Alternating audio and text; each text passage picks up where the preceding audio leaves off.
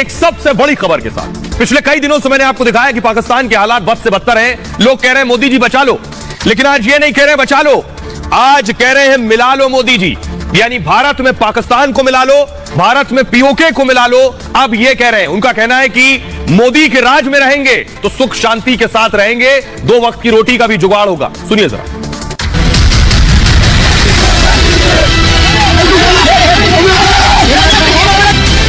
Pakistani occupied Jammu Kashmir और मकबूजा गिलगित बल्तिस्तान को भारत का जो है वो दोबारा से आईनी हिस्सा बनाया जाए। हमें सिर्फ प्राइम मिनिस्टर मोदी चाहिए जो इस मुल्क के टेढ़ों को सीधा करे। पाकिस्तान से लेकर पाक अधिकृत कश्मीर तक लोगों को सिर्फ और सिर्फ एक ही नेता नजर आ रहा है, जिसका नाम है नरेंद्र मोदी। पाकिस्तान के लोगों को पता है मोदी ही है जो अब उन्हें बचा सकते हैं। ये छूटी अना को अभी भी खत्म करें, इंडिया के साथ दोस्ती कर लें। वो बड़ा भाई है, मान लो बहुत बड़ा है आपसे, आप छोटे बन जाओ, कोई फर्क नहीं पड़ता। आप हर लिहाज से उनसे जुड़ने की कोशिश करते हो, पहले उस लेवल के तो हो जो।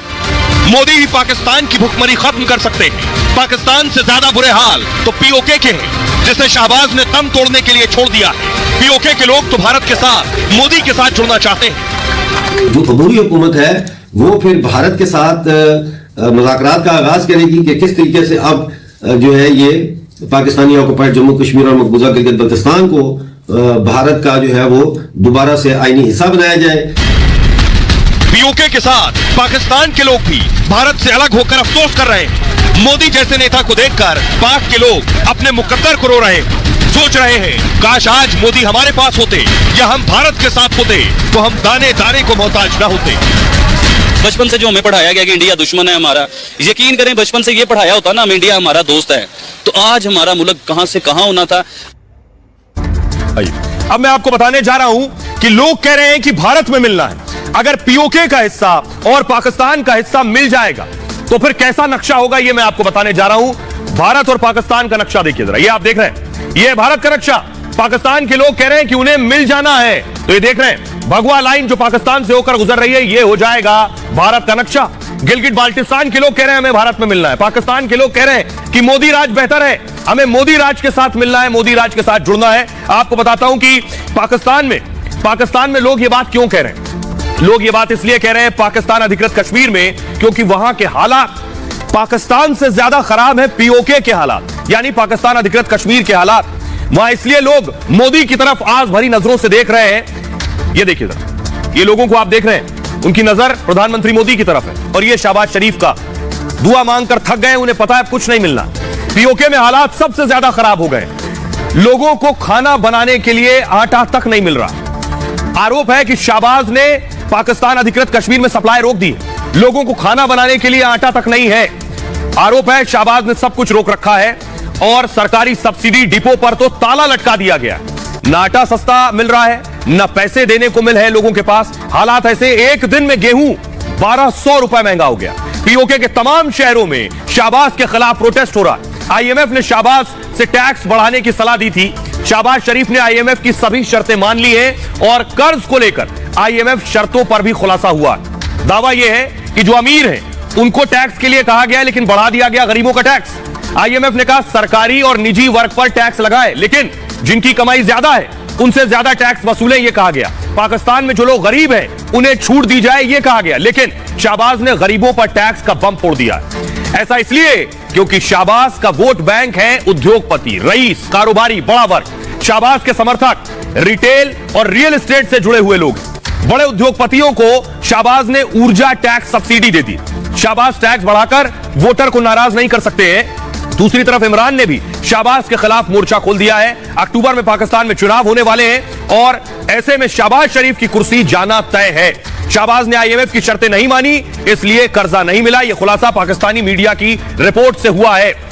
आइए अब आपको सुनवाते हैं पाकिस्तान के वो लोग, पीओके के वो लोग, वो एक्टिविस्ट जो कह रहे हैं भारत से मिलना बेहतर है।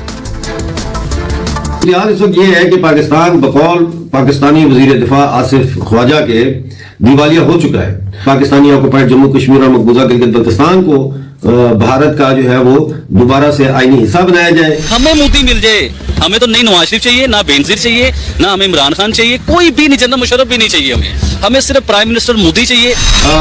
गोल एंड फाइनल गोल क्या है वो कुछ भी हो सकता है। इस वक्त फाइनल गोल जो है वो अचीव करने के लिए कोई भी ऐसी सियासी जमात या कैंपेन ग्रुप इतना ताकतवर नहीं है कि वो अवाम को अपने पीछे लगा के उस हतमी गोल को हासिल कर सके। रिसेंटली आप इंडिया से दोस्ती कीजिए, आपका चिकन भी सस्ता हो जाएगा, आपके टमाटर, प्याज, आलू, ईच एंड एवरीथिंग, हर चीज सस्ती हो जाएगी। और अभी भी अना, अपनी जो झूठी अना, इसे झूठी अना कहते हैं, ये झूठी अना को अभी भी खत्म करें, इंडिया के साथ दोस्ती कर लें। वो बड़ा भाई है, मान लो बहुत बड़ा है आपसे। हमारे पास ना खाने को आटा है, ना हमारे पास पानी है, ना हमारे पास रोजगार है, ना हमारे पास तालीम है, और ना ही हमारे पास सेहत की सहूलत है, और ना ही हमारे पास सफरी जो जरूरत की सड़कें हैं, ना ही वो है। इंडिया के साथ मिलजुल के रहने के लिए तैयार है, आप मोदी की हुकूमत को भी कबूल करने को तैयार हैं? जी बिल्कुल तैयार है। मोदी साहब ग्रेट मैन क्या कर रही हैं, आप मोदी को बुरा इंसान थोड़ी है। इंडिया के जो मुसलमान हैं वो 150 रुपए लीटर पेट्रोल ले रहे हैं ना, 150 रुपए का चिकन इंडिया वाले ले रहे हैं ना, इंडिया के मुसलमान, तो हम भी इंडियन मुसलमान होते। आइए, लोगों को आपने सुन लिया, लोग क्या कह रहे हैं। अब करगिल में यानी पीओके में जो लोग रहते हैं वो नारे लगा रहे थे, एम्बियन दीजिए। लोग नारे लगा रहे हैं कि करगिल का रास्ता खोल दो, भारत में जाना है। ये पाकिस्तान ऑक्युपाइड कश्मीर के लोग पिछले दिनों नारा लगा रहे थे, कह रहे हैं करगिल का रास्ता खोल दो। पुलिस लीजिए, सुनाइए जरा। लोग कह रहे हैं उस तरफ जाना है।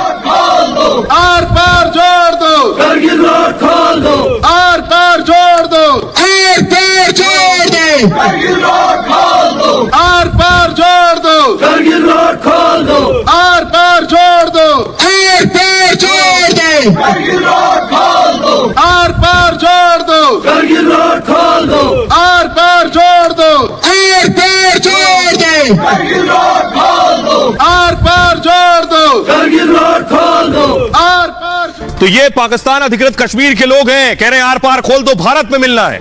लेकिन क्या भारत मदद करेगा? पहली बार भारत ने बताया कि वो पाकिस्तान की मदद करने वाला है या नहीं। भारत का टेक है, भारत का कहना है पाकिस्तान का भविष्य उसके कार्यों पर निर्भर है। पाकिस्तान क्या चाहता है वही उसका मुकद्दर तय करेगा। यह पाकिस्तान को देखना है कि आर्थिक परेशानियों से उसे निकलना कैसे है। गंभीर संकट में फंसे श्रीलंका की भारत ने मदद की थी, लेकिन पाकिस्तान के साथ रिश्ते बिल्कुल अलग हैं। बिना किसी कारण के कठिन परिस्थितियां नहीं बनती। भारत का कहना है पाकिस्तान के साथ कोई ऐसा संबंध नहीं कि हम उसकी मदद करें। पाक सीमा पार से आतंकवाद को बढ़ावा देता है, जिसने दोनों देशों के रिश्ते सबसे ज्यादा प्रभावित हुए हैं। भारत पड़ोसियों की मदद के लिए हमेशा तैयार है। भारत ने श्रीलंका के बुरे वक्त में भी मदद की थी। पड़ोसी की चिंता हिंदुस्तान की चिंता होती है, लेकिन पाकिस्तान को लेकर देश की भावनाएं इस वक्त अलग हैं। पाकिस्तान को बाहर निकलने का रास्ता खुद खोजना होगा, यह भारत का कहना है। सुनिए जरा, पहली बार भारतीय विदेश मंत्री ने पाकिस्तान के हालात को लेकर, उनकी मदद को लेकर कुछ कहा है। Pakistan's future is largely determined by Pakistan's actions and by Pakistan's choices. I mean, nobody reaches a difficult situation sort of suddenly and without cause. So it is for them to find a way out. Our relationship today is not one where we can be relevant directly to that process. There's naturally a neighbor's concerns and worry, but there's also a feeling, look, we have to help them to get through this. Tomorrow if something happens to some other neighbor, that would be the case as well. But what the sentiment in this country is about Pakistan. तो विदेश मंत्री गए हैं, आपको पता है कि इस देश में पाकिस्तान को लेकर भावनाएं क्या है, बिल्कुल सही कह रहे हैं। लेकिन मैं आपको बताऊं, पाकिस्तान की तिजोरी खाली हो चुकी है, बदहाली है, तिजोरी में एक पैसा नहीं बचा है। और पैसा नहीं है तो पाकिस्तान क्या कर रहा है वो देखिए जरा। पैसा नहीं है तो पाकिस्तान ये कर रहा है, ये तिजोरियां देखिए जरा, जितनी खुल रही है 1 2 3 4 5 6 7 8 9 10 12 ये और एक 13 वो, सब खाली है, सबके ढक्कन खाली है। आर्थिक संकट से बेरोजगारी और अराजकता बढ़ रही है पाकिस्तान में। शाहबाज समझ नहीं पा रहे हैं कि पाकिस्तान को कैसे बचाएं। ये नोट आप देख रहे हैं, ये जो नोट हवा में उड़ रहा है और उड़ता हुआ दिखाई दे रहा है, बस ऐसे ही कुछ नोट बचे। आईएसआई का सीक्रेट सर्विस फंड जो है वो भी सीमित कर दिया गया। लग्जरी सामान कारों पर जून 2024 तक रोक लगा दी गई है। पाकिस्तान में कागज का इस्तेमाल कम कर दिया जाएगा। 3 साल से खाली पड़े पद अब खत्म कर दिए जाएंगे। किसी भी विभाग में कोई भर्ती अब नहीं होगी पाकिस्तान में। जो रिटायर हो गए उनकी भी पेंशन सीमित कर दी जाएगी। सांसदों नेताओं से सुरक्षा प्रोटोकॉल वापस लेने की तैयारी है। रिटायर्ड जजों को पेंशन सिर्फ 5 लाख तक ही मिलेगी। सुरक्षा में अब काफिला नहीं, सिर्फ एक वाहन चलेगा, यानी अब शाहबाज ऐसे ही चलेंगे सुरक्षा के बिना। मंत्रियों को जो लग्जरी वाहन दिए वो वापस ले लिए जाएंगे।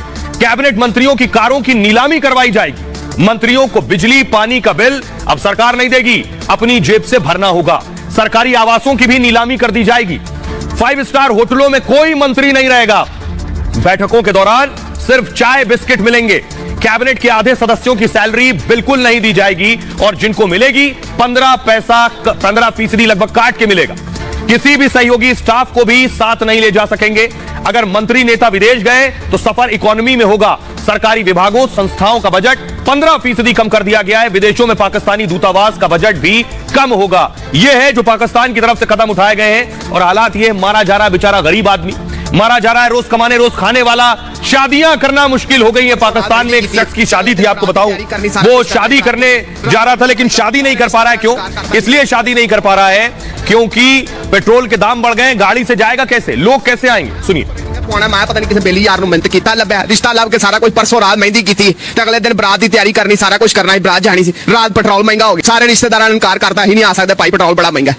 हर रिश्तेदार फोन करके कह रहा भाई 5-5 10 लीटर पाओ फिर असं जावांगे। भाई मैं आप खोरे किवें पाना? मैं पता नहीं किसी बेली यार मेहनत की भाई तू करना जो कुछ करना। पैदल आ जाए वहां से, पैदल आ जाए कि ये बंदा पूछे नाल वाली गली जाना चंगा, रात यार को 25-30 किलोमीटर सफर है। सब अकेले चले जाए तो दो बंदे नाल गवाह भी तो चाहिए ने कि अकेले चले जाए। मैं किहो जिहा निकाह हो रहा? लड़कियां लोग पेट्रोल महंगा भाईजान, अकेले में आ गए, कोई बात नहीं, गवाह बाद में डाल। उन्होंने मैं क्या कहते फिर तू भी ना, कोई मसले वाली गल नहीं है। और बंदा किधर जाए?